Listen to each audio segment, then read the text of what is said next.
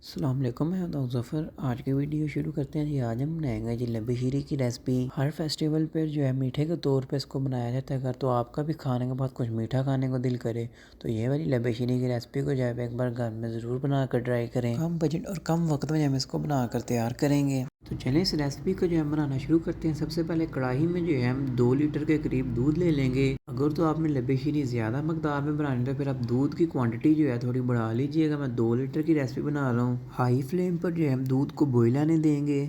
जो शादियों वगैरह पर लब्बी शीरी तैयार होती है वो जो है ड्राई मिल्क से तैयार होती है। ना तो वो खुला दूध इस्तेमाल करते हैं और ना ही जो है वो डब्बे वाला दूध इस्तेमाल करते हैं। उन्होंने जो है जल्दी जल्दी तैयार करनी होती है खुश्क दूध से। अगर तो आप भी चाहते हैं कि हमारी लब्बी शीरी में भी केटरिंग जैसा टेस्ट है तो आप भी इस कंडीशन में आके जो है इसमें मिल्क पाउडर ऐड कर सकते हैं। मैं जो है इसमें मिल्क पाउडर वगैरह नहीं ऐड करूँगा। दूध में जो है अच्छी तरह से बॉईल आना शुरू हो चुका है। साथ ही हम इसमें 1 कप के करीब चीनी ऐड कर देंगे। चीनी जो है अपने टेस्ट के मुताबिक कम या ज़्यादा कर सकते हैं। अच्छी तरह से मिक्स करेंगे और दोबारा दूध को जो है हम बॉईल आने देंगे। तकरीबन 2 से 3 बॉईल आने देंगे दूध को।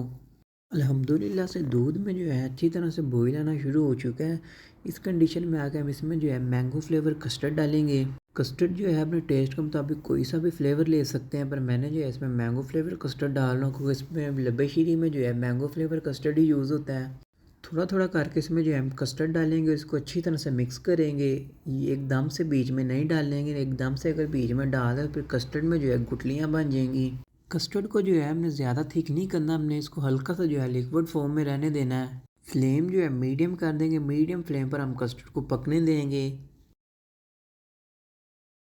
मीडियम टू लो फ्लेम पर कस्टर्ड को जो है हम थिक होने देंगे। जब कस्टर्ड हमने दूध में ऐड करना है तो फ्लेम जो है हम इसके मीडियम ही रहने देंगे। मीडियम टू लो फ्लेम पर हम इसको बॉईल करेंगे। तकरीबन 2 से 3 बॉईल आने देंगे। अल्हम्दुलिल्लाह से कस्टर्ड जो है हमारा अच्छी तरह से थिक होना शुरू हो चुका है। अब साथ ही हम इसमें 1 पैकेट के करीब बॉइल्ड सेवइयाँ ऐड कर देंगे। आप इसको दूध में भी पका सकते हैं सेवइयों को, पर मैंने जो है इसको सिंपल पानी में पहले बॉईल किया, उसके बाद जो है बीच में ऐड की हैं। मिक्स करते हैं अच्छी तरह से। तकरीबन 5 से 7 मिनट तक हम इसको जो है मज़ीद पका लेंगे। उसके बाद जो है हम इसको ठंडा होने देंगे। कस्टर्ड को जो है हम इससे ज़्यादा थिक नहीं करेंगे, इसने ठंडा होने के बाद मज़ीद थिक हो जाना है। अब इसको जो है हम ठंडा होने देंगे। अल्हम्दुलिल्लाह से कस्टर्ड को ठंडा हुए तकरीबन 2 से ढाई घंटे हो चुके हैं। कस्टर्ड भी जो है हमारा अच्छी तरह से थिक हो चुका है, देख सकते हैं लिक्विड ही फॉर्म में ही है। इस कंडीशन में आकर मैं 1 पैकेट के करीब जो है क्रीम ऐड करेंगे। क्रीम को जो है पहले फ्रिज में रखा है घंटे से 2 घंटे के लिए। क्रीम हमने जब भी लब्बे शीरी में ऐड करनी है, लब्बे शीरी जो है हमारी प्रॉपर तरीके से ठंडी होनी चाहिए। इसके बाद जो है हम इसमें ऐड करेंगे। अच्छी तरह से इसको मिक्स करेंगे। क्रीम डालने के बाद इसको अच्छी तरह से मिक्स किया। अब इसको जो है हम बाउल में शिफ्ट करेंगे।